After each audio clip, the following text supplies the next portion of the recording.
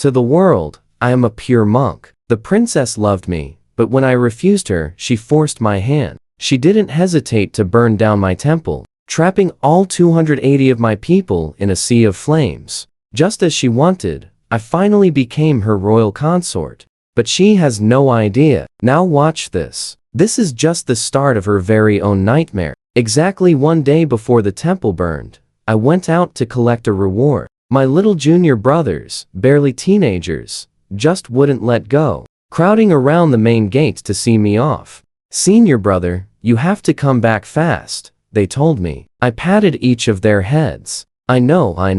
I will buy everyone a stick of candied haws when I return." Our master stood on the temple steps, smiling warmly, telling them to stop clinging to their senior brother. "That Lang, leave early, and come back soon." "Yes, master." The very next day, carrying a massive bag packed with candied haws, I rushed back as fast as I could. But I wasn't greeted by my playful little brothers. I only found our beloved temple reduced to absolute ashes, along with over 280 fallen bodies of my elders and fellow monks.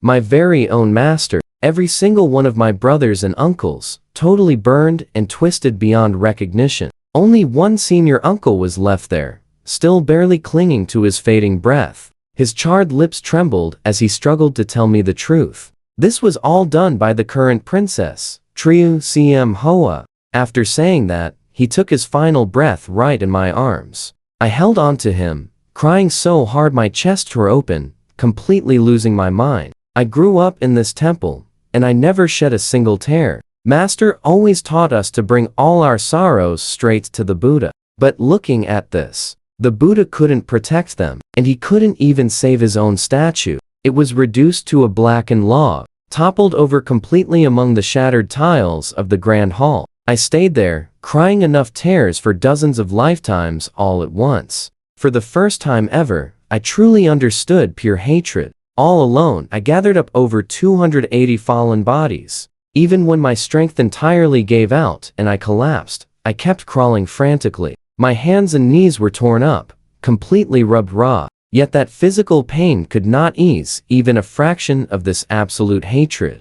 I have no idea when Trieu Cm Hoa showed up, dressed so gorgeously, throwing herself down to hold me. "Oh, that Lang. Maybe the heavens felt someone as talented as you shouldn't be buried away in a monastery. The beautiful mortal world is where you truly belong. Look, even the heavens made it perfectly clear. This massive fire started all because of me.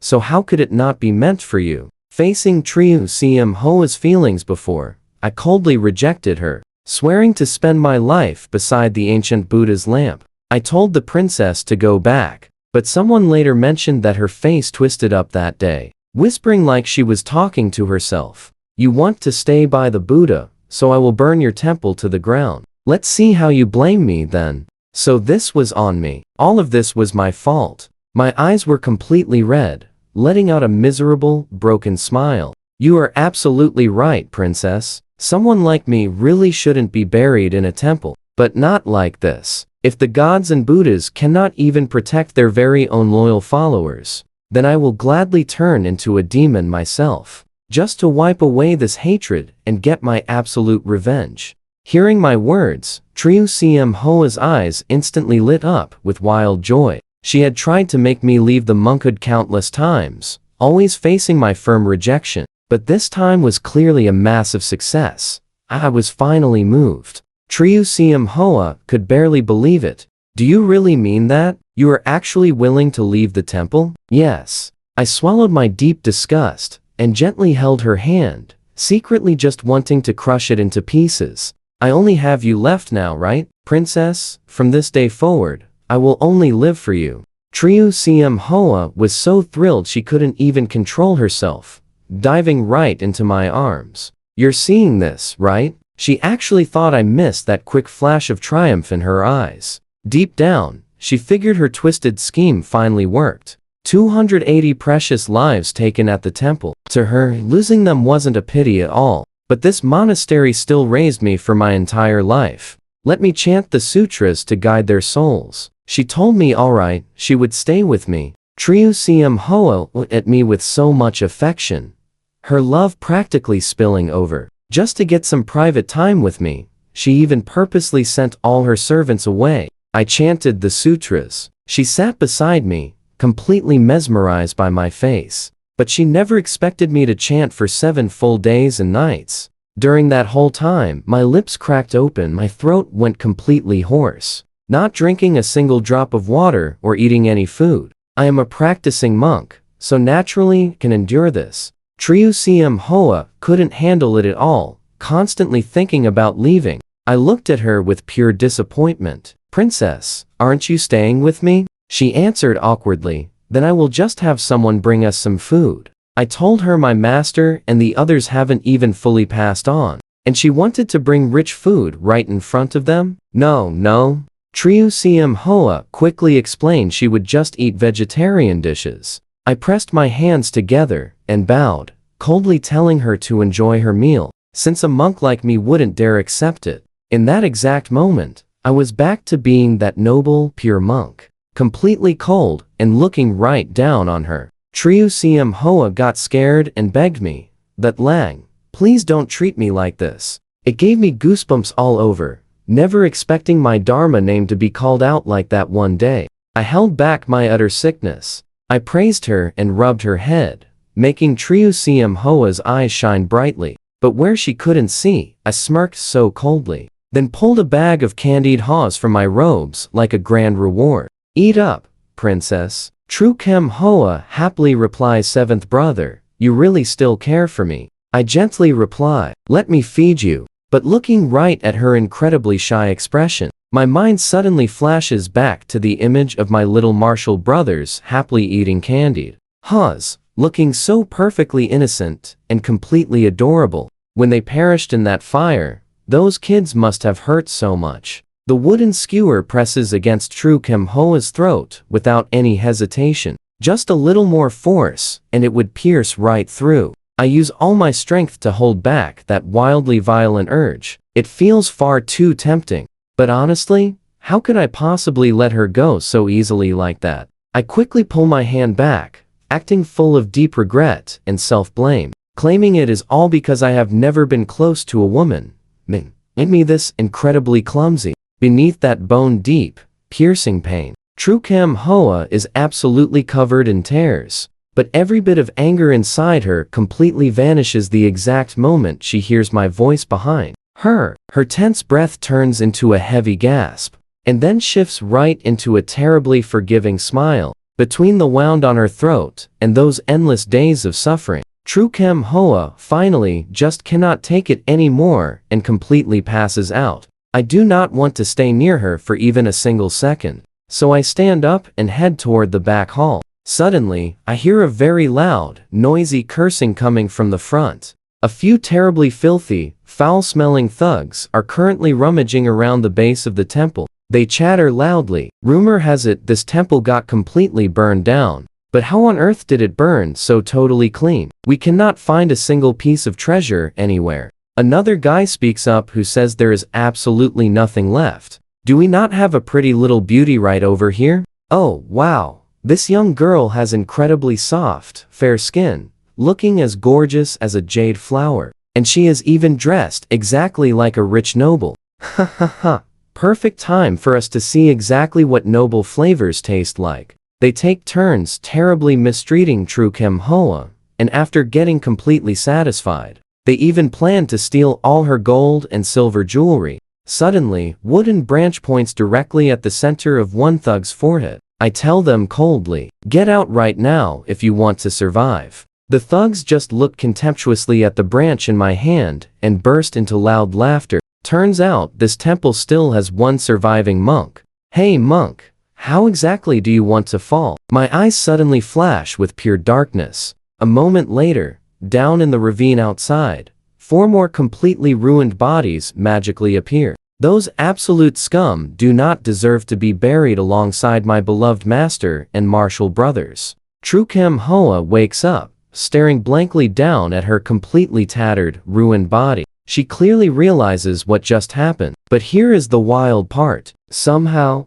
My mere presence makes all that absolute horror she just went through feel somewhat acceptable. Seventh brother, it is you. I speak up first. Princess, you fell into my arms earlier, and I just could not hold myself back. I look at her, full of deep remorse, asking you will not blame me, right? But True Cam Hoa acts like she wants to speak, but stops. Deep shame, heavy doubt, and total confusion. Every possible emotion flashes rapidly right through her eyes. Finally, her cheeks blush deep red, and looking at me with absolute affection, she softly replies, "Yes." I then mutter, "What a completely shameless woman, so easily used." I actually say that out loud. True Cam Hoa misses the words, staring blankly at me with heavy doubt. I just smile softly, claiming I said her behavior earlier was truly satisfying to see. True Cam Hoa shyly calls out seventh brother, then warmly and hesitantly embraces me.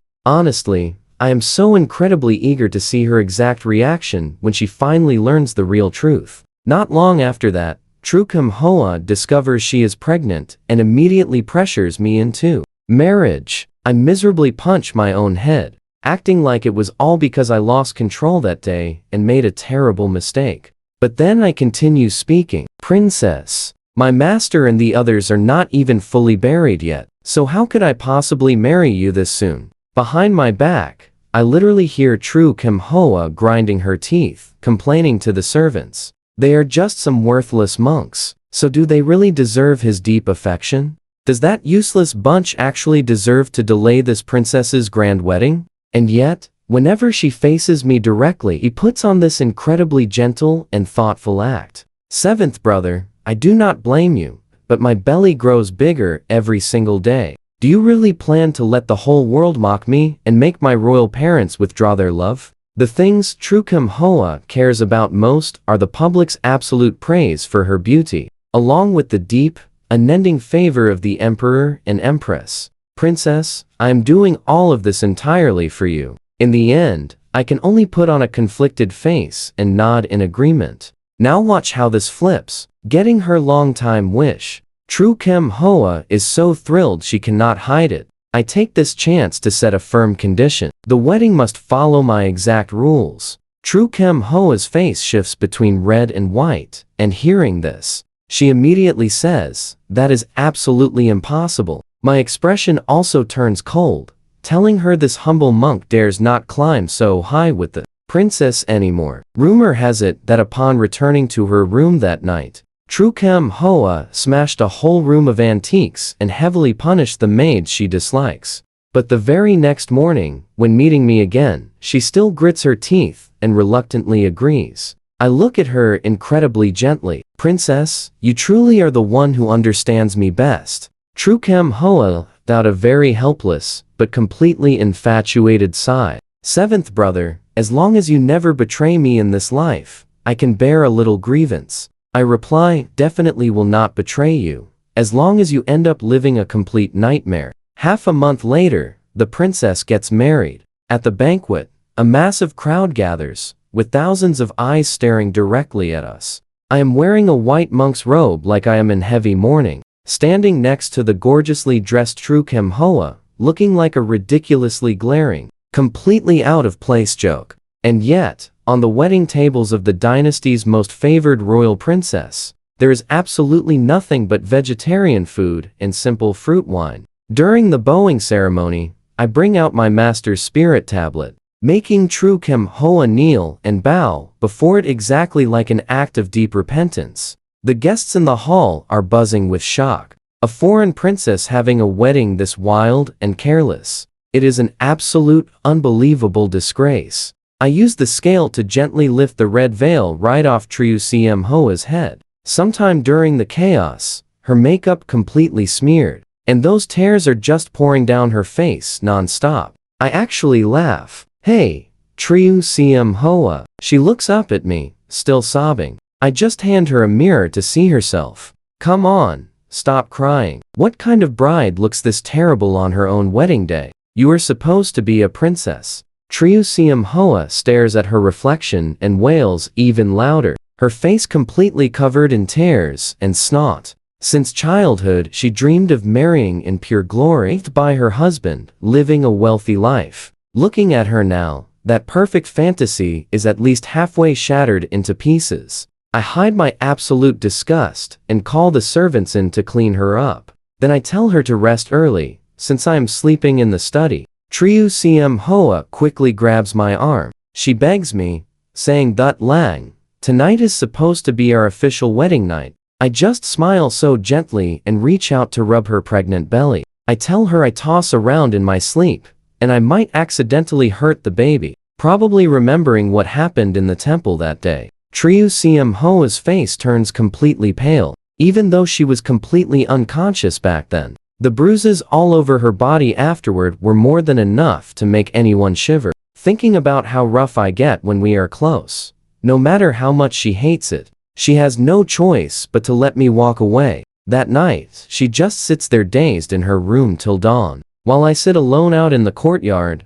pouring myself cup after cup of wine. 1 cup to this exact moment, reflecting my true wish. 1 cup to my late master, and another cup poured out for my late martial uncle. 1 cup dedicated to my late senior brother, and 1 more for my late junior brother. I really wonder if the underworld gets any moonlight, because right now, I still do not have the face to go down and meet them anyway. After the wedding, Trieu Cm Hoa's pregnant belly keeps growing bigger by the day, but maybe her guilty conscience is finally catching up with her, because she starts having constant, terrifying nightmares and refuses to close her eyes all night long. That Lang, can you please sleep here with me tonight? I just look right at her, totally gentle. Sure, why wouldn't I? Then I start telling her all these different stories from my childhood. Everything I experienced growing up back at the temple. My master was getting pretty old, but he still had this huge sweet tooth.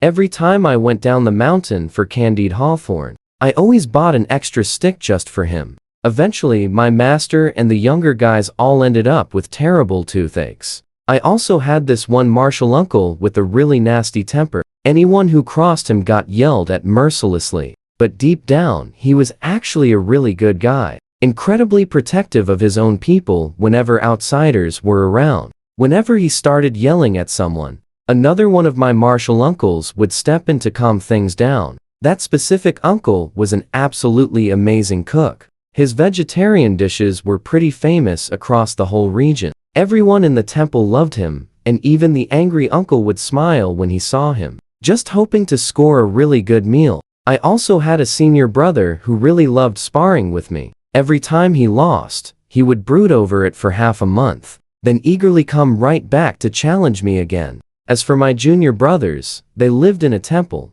but the uncle spoiled them completely, making every single one of them soft. They hated the winter cold, dreaded the summer heat, and were terrified of burning their tongues on hot soup. Really terrified of the heat. Now watch how twisted this gets. She listens to my stories, her face turning paler by the second, while I act completely thrilled. I even grab ink and brush, sketching their incredibly lifelike faces, introducing each victim to Trieu Cm Hoa one by one. I have some real artistic talent, which she is only discovering today. From that moment on, the vengeful ghosts demanding her life in her dreams do not just have names anymore, they have very real faces. Finally, she just breaks down completely, clutching my arm and sobbing uncontrollably. She begs me that Lang, please stop talking, stop it, I cannot handle it. Why do you want me to stop? Is the princess suddenly not interested in hearing about my childhood anymore?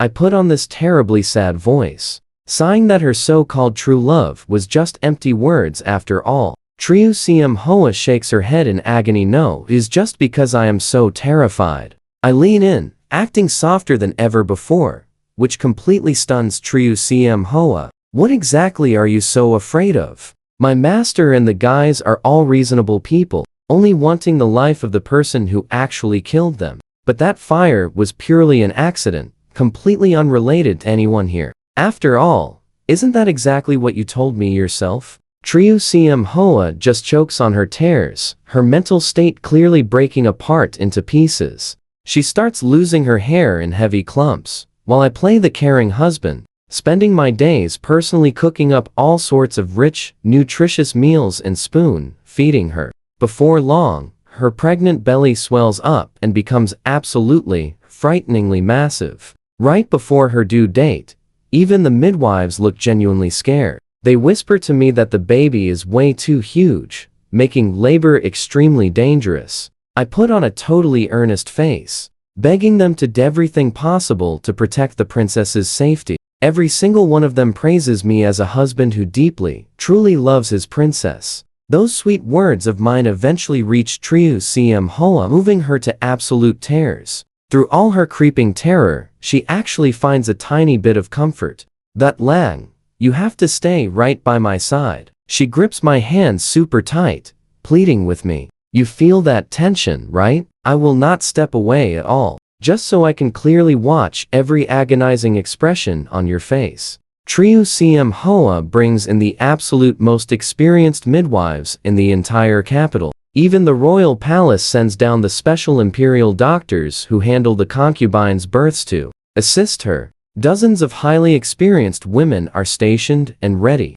They even brew up the life-saving ginseng soup way ahead of time, fully prepared for absolute worst-case scenarios. Inside and outside, every little detail was prepared perfectly, seeming absolutely foolproof. But just as Triu Cm Hoa writhes in terrible agony, an absolutely crushing scene unfolds right before her very eyes. All across the room, midwives, royal doctors, maids, and noble ladies collapse completely unconscious, dropping one by one to the floor. Many drop completely cold before even making a single sound. Only I manage to stay barely awake, biting my tongue and using my inner energy. Triu Cm Hoa tries to push through the intense agony, her voice screaming out in pure panic and absolute despair. "That Lang, what is happening right now?" I shake my head frantically, acting completely lost. "I really have no idea," I tell her. "Do not worry, Hoa, I will go find help.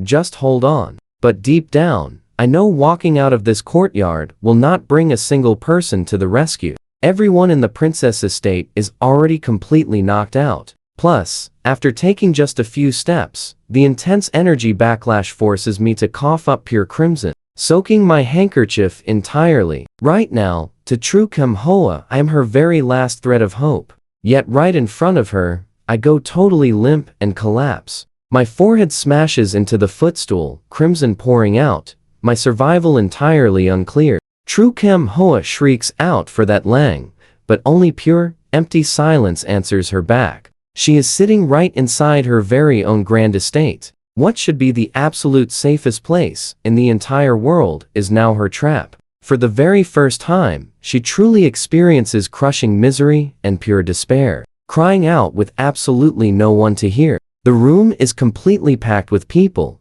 yet it stays eerily silent, looking exactly like a hall of fallen figures. If this place is not the dark underworld itself, then what else could it possibly be? The floor is freezing cold, but here is the crazy part. Hearing Triu Cm Hoa scream in total agony makes me shiver with pure, overwhelming satisfaction. I have to use every ounce of my willpower just to suppress that incredible thrill, rushing through my entire body like pure electricity. That rush of pure joy lasts for over a dozen long hours. During that time, I actually assumed Triu Cm Hoa had completely taken her final breath. Who could guess? Her broken moans would suddenly echo through the room again shortly after. She does not even have the energy left to scream out loud anymore. A ginseng brew sits just beyond the wall, completely out of reach. To be completely honest, she really does have an incredibly stubborn will to live. With one foot already in the dark abyss, she still somehow manages to deliver the child. Her body takes severe damage, but she ultimately holds onto her fading life. Such a stubborn survivor, I think. She needs to stay around so we can keep playing slowly. The news of what happened during Triu Cm Hoa's delivery quickly reaches the palace. The emperor and empress erupt in pure fury, ordering a very strict investigation immediately. Everyone who entered or left the princess estate that day faces really harsh questioning. Prime suspects endure brutal interrogations, and obviously, even I am not exempt from their tight scrutiny. When the royal envoys finally arrive, Tru Kem Hoa is tightly holding the healthy baby boy she risked absolutely everything to deliver, flashing a gentle smile right at me. That Lang, just look at how much this little one resembles you. I zone out for a moment, trying to recall the faces of those thugs from that day, but their faces were completely covered in thick dirt, making their features totally impossible to see clearly.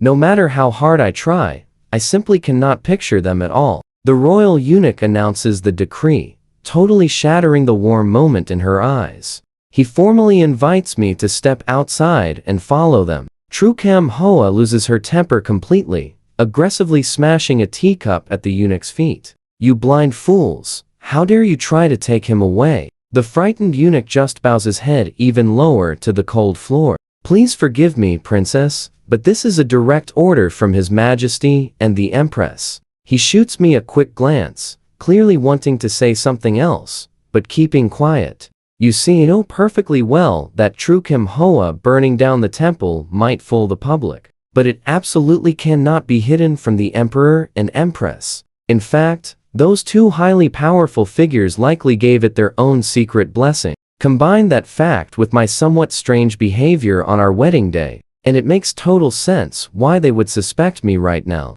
Apologies, princess, if the royal husband is truly innocent. He will be brought back safely in absolutely no time. His Majesty is only doing this to ensure your own absolute safety. The second the eunuch finishes speaking, two royal guards step up to grab me. I just stand there, completely motionless. Tru Kem Hoa furiously points at the crimson-stained bandage still wrapped around my forehead. Open your blind eyes and look closely. Anyone else in this entire world might want to hurt me, but this man right here would absolutely never do such a terrible thing. When I was in danger, my royal parents merely sent two useless fools to handle it, while staying entirely out of it themselves. He is the only one who stayed by my side, willing to risk everything to protect me. He bit his own tongue, endured a massive energy backlash, and smashed his head until it poured crimson, almost fading away forever.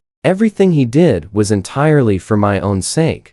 How could a man like that possibly harm me? The royal eunuch stays completely silent. Tru Kem Hoa looks at me with teary eyes. I offer a deeply moved smile, telling her that her and our child's safety is my absolute greatest wish. Since the Emperor and Empress suspect me, just let them interrogate me thoroughly so I can finally prove my absolute innocence to every single person. Unless I take my final breath today, absolutely no one is taking you away from here, she yells. The Emperor's investigators quickly reach a solid conclusion. Every single bit of food in the princess estate that day was spiked with the sleeping drug, with only the princess's personal meal left completely untouched. This specific drug does not trigger right away, taking a little while before knocking people out cold. Naturally, I become the prime suspect behind this sneaky and mysterious poisoning incident. But say what you will, I always move exactly like a ghost, never leaving a single trace behind. But since the princess was protecting me, how could they ever dig up the real truth? In the end, just a few suspected servants were punished as a mere formality. Tru Kem Hoa wasn't that easily fooled though. She absolutely didn't buy that her own manor's servants would try to murder their master for absolutely no reason. She was completely sure someone was pulling the strings, and she quickly locked onto her prime suspect. She believed this enemy had planted way more spies in her manor than just the ones caught. From then on, she grew completely paranoid. Her sleepless nights turned into constant nightmares, dreaming of hidden assassins or vengeful ghosts coming back to demand her life. It got so bad she was terrified just seeing bald people. Any older female servants in the manor with thinning hair were kicked out and sold off entirely. I honestly regretted letting my hair grow out thick and dark. Otherwise, I could have really given her a good scare. But is there any wall in this world that doesn't leak secrets? Rumors about Tru Kem Hoa burning down the temple were already spreading around town. I just played dumb. But now, word leaked out that she hated bald people enough to chase away thinning servants. Now watch this connection get made. People grew even more suspicious. Could the rumor about her burning the temple actually be true? So beautiful, yet a wicked demon inside. The public gossiped endlessly about Triu Siem Hoa, though no one could deny her beauty. It's just that no matter how pretty she was, it couldn't hide her increasingly balding head. Oh, I completely forgot. I used to be called a Buddhist disciple, but among my brothers, I was actually the laziest. I wasn't just good at painting, I was also a pretty talented pharmacist. I could mix up a knockout drug that left zero trace. So whipping up a little hair loss powder was absolutely no problem for me. Back in the day, I'd slip that medicine to my senior brothers so they wouldn't have to shave their heads every month. Everyone was thrilled, but I never expected that a silly joke from my past would one day turn into my ultimate weapon for revenge. Everyone knew Triu Siem Hoa was absolutely terrified of bald heads, but even she never saw this coming. The day she'd transform into the very shape she feared most, until she realized her thick, silky black hair had thinned out so much it couldn't even hold up a single hairpin. She screamed in pure agony, completely smashing the bronze mirror in her bedroom. Her utter humiliation quickly warped into blinding rage. Any servant who accidentally saw her looking like that was slaughtered without hesitation. The whole manor was terrified out of their minds, leaving them no choice but to beg me. When I finally arrived, for the very first time, Triu Siem Hoa refused to let me in.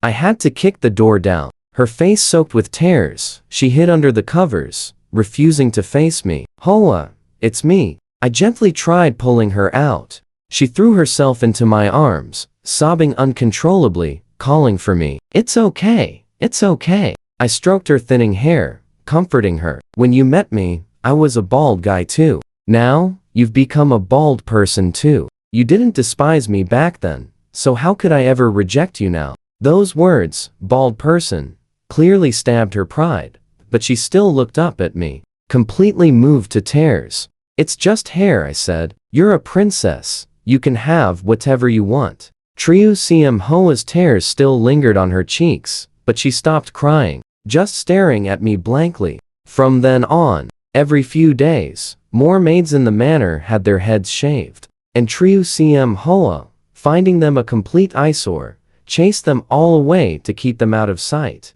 By the Mid-Autumn Festival, the Emperor and Empress summoned me and Triu Siem Hoa to a palace banquet. She dressed luxuriously, hair elegantly pinned up, personally holding her son. She pampered that little boy like a priceless gem, constantly leaning sweetly against me. To anyone looking, we were the perfect picture of a happy, harmonious married couple. But you know how royal grudges work. Maybe because she talked back last time, the Emperor and Empress acted completely cold toward us. They only showed a tiny bit of warmth when looking at the baby they thought was their grandson. On the flip side, third Princess Triu Siem Than, who was usually less favored than Triu Siem Hoa, recently presented auspicious omens and earned the Emperor and Empress's high praise. At the banquet, the imperial parents were laughing and chatting happily. I saw it with my own eyes. Triu Siem Hoa was glaring fiercely at Triu Siem Than,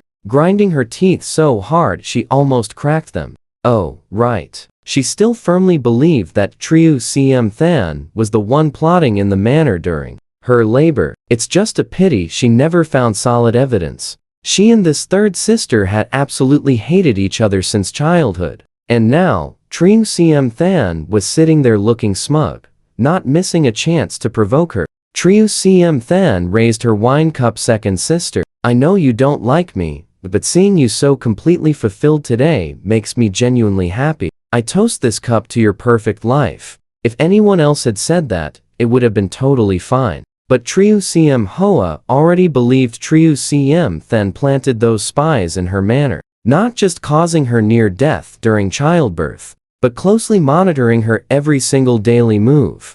Right now, she looked glorious on the surface, but her health was a wreck post-birth. She couldn't even be intimate with me, let alone keep her hair from falling out. All these hidden humiliations felt like they were being stripped bare. Standing in front of a perfectly thriving Triu Siem Than, it was just a raw, naked insult. Believing every bit of her suffering was a direct gift from her sister, she completely lost control of her rage and splashed her wine right into Tru Kiemthan's face. Her supposed sisterly affection treated like utter garbage. How could she ever swallow that insult? Blinded by rage, she completely forgets her royal princess status. Wildly lunging right at Tru Kemhoa, sitting closest, I have to jump in and desperately pull them apart. In the chaotic pushing and shoving, nobody can clearly see if it's me or Tru Kiemthan who violently rips off Tru Kemhoa's wig. A loud clatter hits the ground. Someone drops something. Then, somebody lets out the very first laugh. The Emperor and Empress's faces instantly darken, while even Tru Kiemthan freezes for a second before bursting into loud laughter. Second sister, you married a monk, so why did you shave your own head too? Wait, no. Are you planning to become a nun? I am absolutely dying of laughter here. The Emperor explodes in absolute fury, calling it a total disgrace and ordering her out. Covering her face, Tru Kemhoa sobs uncontrollably, crying as she runs away. Naturally, I chase right after her. Not waiting for the banquet to end, I grab the kid and return to the princess estate. Tru Kemhoa dismisses every servant, completely opening up to me. That Lang, you know what? Since I was little, I've been incredibly competitive. Father has so many kids, and I was never the favorite, but I clearly understood one rule. You have to snatch whatever you want yourself. The Emperor and Empress's favor is like that, and so are you. Anyone who dares block my path, I'll completely eliminate them. A person's life means absolutely nothing. That wretched Tru Kiemthan always dares to cross me, so sooner or later, I'll make her pay the ultimate price. Saying that, Tru Kemhoa looks up at me, only to meet a terrifyingly cold, hostile glare. She completely panics, stammering out that Lang's name. I quickly hide my expression, smiling so gently. Whatever was lost, I will absolutely take it back. Tru Kemhoa just melts softly right into my arms. But right at the peak of emotion, I actually push her away, my eyes dodging and darting past her lower body. Tru Kemhoa gets so embarrassed she can't even hide her face, silently bowing her head. A long time later, she forces out a choked sob, just like a wild animal. That vile Tru Kiemthan, daring to ruin me like this. I swear I'll give her the most miserable end imaginable. Oh, ask. Who says a monk doesn't know how to hurt a woman? Especially when I've already cultivated myself into a literal demon. That severe lower body problem turns into a massive obsession haunting Tru Kemhoa's mind. And every single flare-up brings not just intense agony, but also a faint, awful stench. For those few days, she feels so entirely ashamed, she doesn't even dare see me. Any servant who slightly displeases her gets punished really heavily. Inside the princess estate, someone gets brutally beaten until they're permanently gone. Every single day. So more servants keep begging me to step up, seeing me as their only hope to survive. Bitter complaints fill the entire estate, and people mostly look at me like a true savior, though sometimes mixed with a little bit of pity. The more brutally cruel Tru Kemhoa gets, the more subordinates love gossiping behind her back. News of the princess's lower body illness spreads fast, like it grew wings. Not only does she become a massive public joke, but even the Emperor and Empress completely stop summoning her into the palace. It takes half a year before Tru Kemhoa finally realizes she hasn't seen her father in ages. Right then, the Emperor is insanely busy dealing with huge floods in Jiangnan. Tru Kemhoa grabs this perfect chance, heavily bribing the royal astrologers to petition the Emperor. They claim only I, a former monk, can host a massive ritual to resolve this horrible disaster. Now watch this move. That day, fast, shave my head, burn incense, and put on that monk's robe I haven't worn in ages. Looking at my own reflection, I can't help but chuckle softly. Right now, the Buddha just silently parts ways with me. After the blessing finishes, the southern skies only stay clear for one single day. But by day 2, storms crash down like descending lightning, pouring down so mercilessly. The emperor furiously grabs the urgent southern reports and throws them right into my face. And, True Kem-hoas, is this the so-called holy monk's blessing you all talked about? True Kem-hoa's face instantly drains of every single drop of color. I was actually the one who told her. I've observed the stars for quite a while, and the southern downpour should definitely end soon. Plus, massive wealth always hides within danger, and the rain will stop eventually. Now, she can't blame me. Only her own terrible luck. Suddenly, third princess True Cam-than rushes in, dropping to her knees right at the emperor's feet, loudly calling out, "Royal father, there's a hidden truth to all this. Please allow me to report it." Losing his patience, the emperor glares, "What do you want?" True Cam-than shoots me a look, smiling coldly, and I stand up straight, knowing the real show is starting. She raises her voice. The ritual failing absolutely isn't the holy monk's fault. Everyone in the massive hall is totally stunned. Who could have possibly guessed that in a moment like this, True Cam-than would actually take my side and True Kem-hoa's? But what she reveals next is what truly leaves absolutely everyone completely shook. Get ready for this drop. True Cam-than announces. It's all because second princess True Kem-hoa is entirely impure. Before anyone can even stop her, she clearly details how True Kem-hoa was assaulted by 4 thugs at the temple that day. And the only reason she knows this so perfectly is, of course, because I pulled every string to make sure she found out. Calculating the exact conception time, that child definitely isn't the holy monk's kid at all, but actually belongs to one of those 4 random thugs. Tran Tin is her son's name. I am legally a Tran, so he took my family name. I play the part of a gentle holy man, but in reality, I'm closely tracking every single expression on True Kem-hoa's face. Every single mistake, every panicked look, every second of pure shock and agonizing mental collapse. I deeply carve all of it right into my heart, so incredibly fast. True Cam-than then adds, if His Majesty doesn't believe it, you can order Tran Tin and me to take a royal lineage test.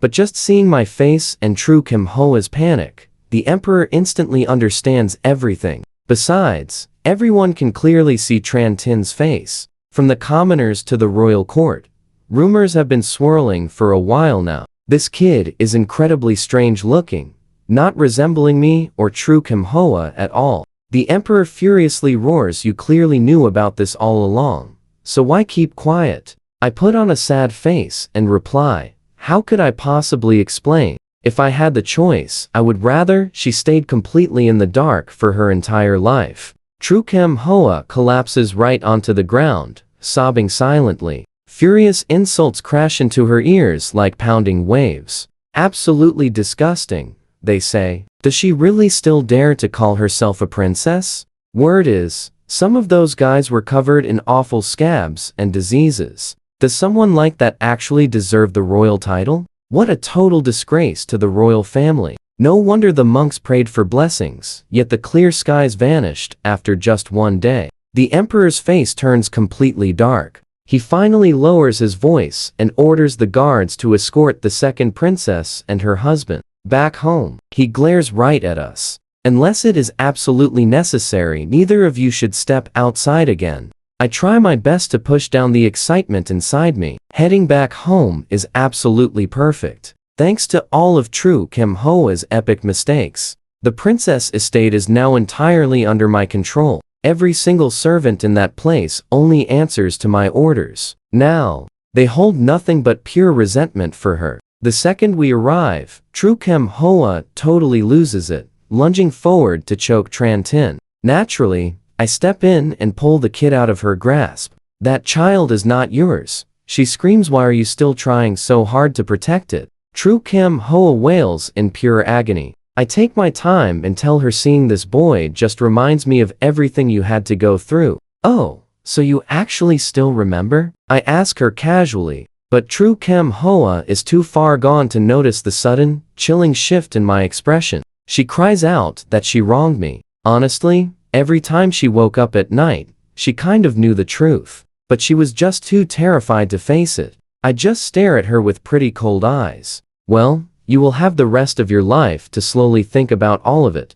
Tru Kem Hoa finally looks up, her face drenched in tears. What did you just say? I do not accept Tran Tin, but the reason I dislike him is not because he is not my son. It is simply because he belongs to you. I spell it out for her. Just the fact that you gave birth to him is the most sickening thing in this world to me. Every single word feels like swallowing glass. Yet my face shows nothing but cruel satisfaction. The dirt on those wandering bandits is 1,000 times cleaner than you. You didn't seriously believe it, did you? That after you started that fire and wiped out over 280 of my people, I could somehow still love you. Right here, the truth hits her. Tru Kem Hoa is panicked, heartbroken, utterly in shock. You knew? So taking care of me all this time was just a complete lie? I burst into heavy laughter, laughing like an absolute maniac until I can barely even breathe. Tears stream down my face,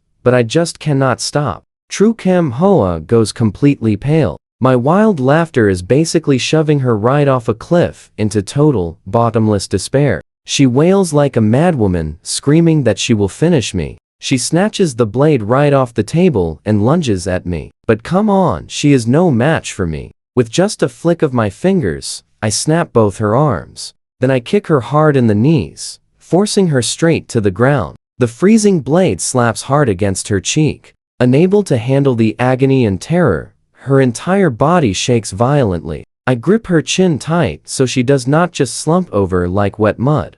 Princess, you really are beautiful. I stare at her with pure ice, thinking she still has a tiny chance to survive. Tru Kem Hoa frantically begs me to spare her, promising to serve me forever. Without a single second of hesitation, I carve a deep line across her face. What exactly are you going to use to serve me? Did you somehow forget how completely rotten you are from the inside out? Even the lowest street workers are not as disgusting as you. Tru Kem Hoa completely breaks down, howling uncontrollably, but she claims all of this happened because she gave birth. Then she pauses, like something just clicked in her head. It was you, she says. On the day she gave birth, the one slipping medicine into the estate was not Tru Kem Than. It was me. I simply continue my dark work right on her face, staring at those heavy scars, the crimson mess spreading until her once sickening face is completely unrecognizable. Only then do I finally feel a sense of satisfaction.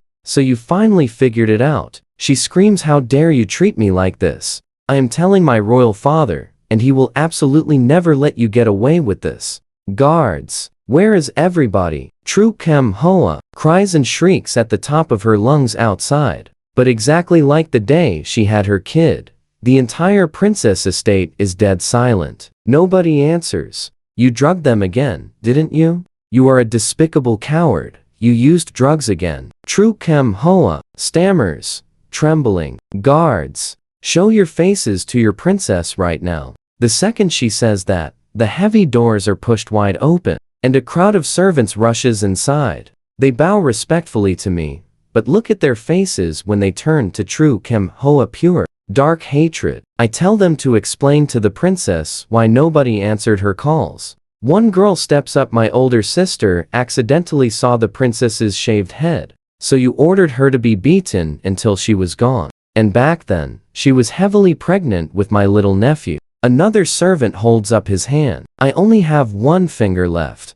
because the princess ordered the other 4 chopped off and fed to the hounds. Every time it rains, my ruined hand aches right down to the bone. Now watch how this wraps up. I wave my hand and leave the room, telling them she is all theirs. From behind those closed doors, Tru Kem Hoa's hellish screams echo out. Following my strict orders, the servants leave her with just barely a single breath. I carefully turn her into my very own living hostage. There is someone in the princess estate covering for me. Anyway, what if the emperor and empress suddenly remember Tru Kem Hoa one day? So what do I do now? Even though Tru Kem Hoa lost favor, she still carries that absolute royal lineage. Someone actually advised me to just find a chance and leave. But how could I ever walk away from all this? I'm actually still incredibly eager to give the emperor and empress a massive, unforgettable gift. After all, when True Kim Hoa burned down the temple back then, they completely covered it up and let her go. The true culprits who eliminated my master and the others definitely include those two as well. The only real question right now is when exactly those two will finally remember this very daughter of theirs, True Kim Hoa, or perhaps remember me, their very own royal son-in-law. I waited patiently for a whole year, yet nothing happened. The emperor and the empress completely forgot about True Kim Hoa. During that entire year, I took extreme care of True Kim Hoa, honestly terrified of letting her perish. Meanwhile, news kept pouring in from the south about rebel forces rising up absolutely everywhere. I finally understood what kept the emperor so incredibly busy this past year. It was that massive flood. The royal court completely failed at disaster relief, throwing citizens into extreme peril, while the whole world slowly descended into absolute chaos. I told True Kim Hoa everything, but surprisingly, she just didn't care at all. The single thing she fears most right now is mirrors, and I intentionally filled her entire room with them. The moment rebel forces breached the capital, the emperor and empress managed to escape the palace under the strict protection of True Kim Than and the third royal son-in-law, but by this time, the entire capital had already fallen to the rebels. They had absolutely nowhere left to run. Now watch this epic entrance. Wearing my monk robes, I dropped from the sky like a literal deity, instantly taking down the few rebels, chasing them in a single blink. I even brought them straight into a very secluded, hidden villa to take shelter safely. The emperor and empress literally wept with sheer gratitude, promising that once the King's mighty army finally pushes back the rebels, they will officially appoint me as state preceptor to restore Buddhism's glorious spirit. True Kim Than looked around the room I brought them into with heavy suspicion. Why are there so many mirrors in this place? The third royal son-in-law suddenly yelled out, pointing straight toward the room's center, asking what that thing was.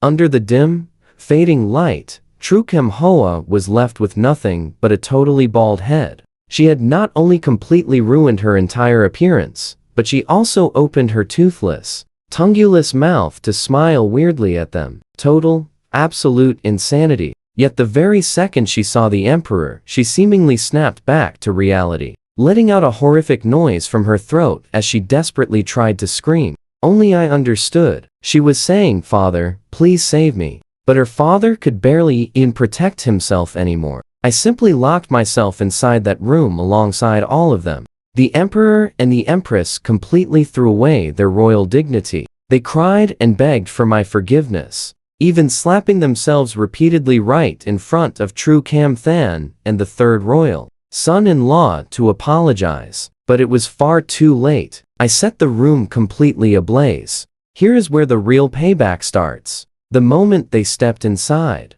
they inhaled enough sleeping powder to totally collapse onto the floor, while their minds somehow stayed completely awake. The third royal son-in-law reacted the fastest among the four. He used all his remaining strength to crawl over to my feet, grabbing my robe tightly and begging me to spare him, claiming he was totally innocent. He insisted his only major mistake was marrying True Kim Than, swearing that he was not the one who burned down that Ginkgo temple. I grabbed his chin, my grip so incredibly forceful that I completely crushed his lower jawbone into pieces. Pure, absolute terror flashed inside the third royal son-in-law's eyes. I stomped his head straight down into the dirt. So you actually remember the temple's name. But how dare you even bring it up? Aren't you the one who deserves to perish the most? Kimin, Kimin, Kimin, did you really think I wouldn't recognize you just because you changed your entire face? Did you totally forget who actually taught you the art of disguise? We all used to trust you so incredibly much back then. Kimin's mouth and nose began weeping deep crimson, while his ruined throat made a horrific sound, like harsh wind whistling through dry branches. I could vaguely hear it, sounding almost exactly like a familiar cry. Senior brother. On the exact day True Kim Hoa burned down the temple, besides me, there was one other lucky person who safely escaped, and that was Kimin. There were 280 fallen victims inside the temple. They probably assumed I couldn't remember every single one, but in reality, I permanently carved each person who perished into my very heart. The entire temple held 284 people, missing only a single name from the registry. That day, personally gathered 283 fallen ones. I will never forget it. Even though all of them were burned so badly, their faces were completely ruined.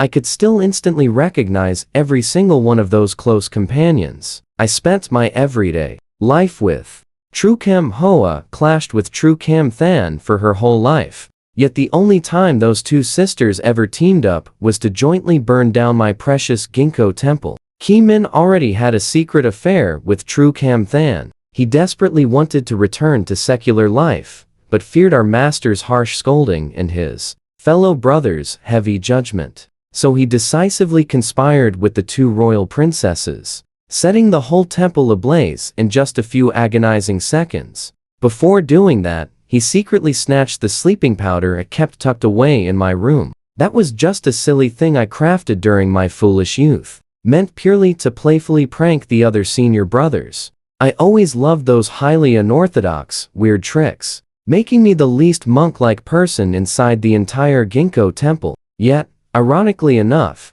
I was completely cursed with a rather beautiful eye-catching appearance. And since this very world is so easily enchanted by pretty looks, it ultimately brought down a totally devastating tragedy upon my temple. Ki Min mixed that stolen sleeping powder directly into the temple meals that day, plunging everyone into an endless slumber. Absolutely no one managed to escape that horrifying sea of flames.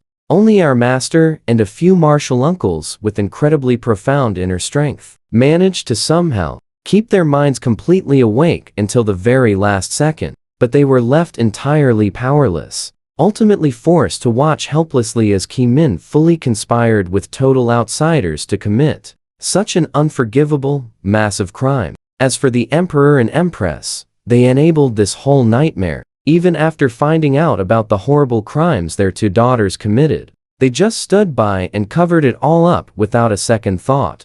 The only thing they genuinely cared about was protecting their royal family line. But now, they finally get to feel the exact same pain and pure despair that my master and the senior monks went through on that terrible night. That flame of hopelessness just keeps burning brighter. This right here is the absolute perfect ending I orchestrated for all of us from the very beginning. In the epilogue, I drifted into a deep sleep. I dreamed of my master, my martial uncles, my senior and junior brothers. I saw them all again. My master spoke to me. Ki Kong, we have to go now. You need to live a good life. The juniors playfully reminded me, senior brother, you have to buy us candied haws every single year. Then eldest uncle, master walked over, gently patting my shoulder. Ki Kong, you must take good care of the ginkgo and phoenix trees out front. The ginkgo and phoenix trees? Hold on. I thought those completely burned to ash.